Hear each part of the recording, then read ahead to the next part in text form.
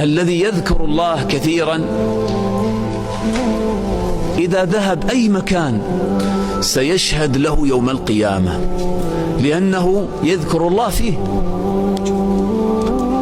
الله تعالى قال: إذا زلزلت الأرض زلزالها وأخرجت الأرض أثقالها، يعني الأموات الذين هم في باطنها في القبور، وقال الإنسان ما لها. يوم القيامة تتزلزل. ليش تتزلزل يومئذ؟